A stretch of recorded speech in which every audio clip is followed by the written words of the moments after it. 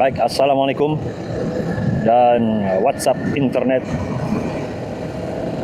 Hari ini kita ride dulu sebelum kita ride pergi Sandakan besok. Hari ini saya menggunakan Jentera LC 135. Saya punya EX5 tengah betapa dulu di rumah. Jadi beginilah keadaan rakaman menggunakan DJI Osmo Nano. Saya menggunakan 1080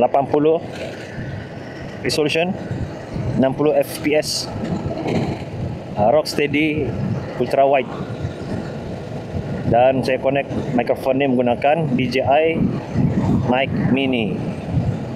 Kalau kamu nampak ni di depan ni, saya kasih double tap bagian magnet, kemudian baru saya kasih lekat lah saya punya mic ni di visor ni. Jadi nanti kalau saya jalan, saya hanya ambil ni mic saja, yang magnet dia masih lagi melekat di visor helmet ni.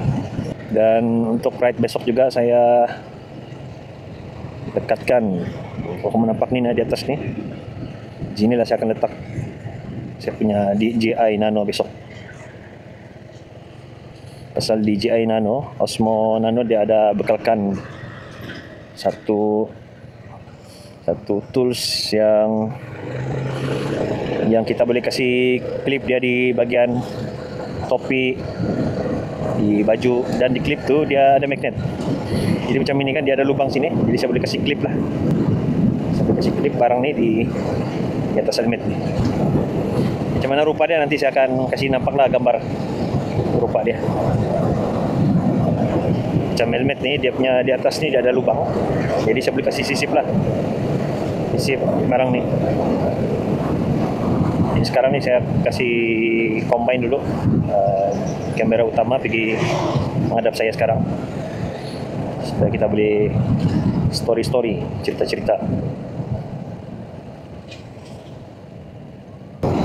Jadi saya ulang balik lah bagaimana perjalanan besok untuk ke Sandakan. Motor yang saya akan gunakan ialah motor EX5, dan saya akan planning dia, saya akan isi full di sini, isi penuh di luaran, berbekalkan bawa galen yang sekitar 3 liter lah begitu. Jadi nanti sampai Ranau saya akan isi lagi minyak, top up minyak full di Ranau. Kemudian kalau dapat saya akan kita akan test dari Ranau sampai di Batu 32. Harap motor EX5 tu boleh sampai lah. Jadi mengikut jangkaan saya, insyaAllah boleh sampai, insyaAllah.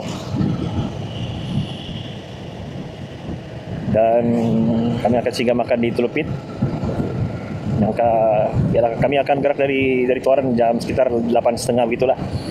Jadi sampai di Telupit pukul 12 lebih ataupun jam 1 lebih.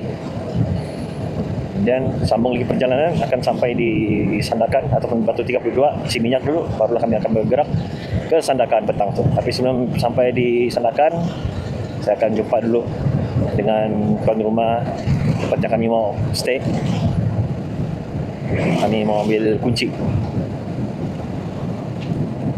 Okey, sudah sampai.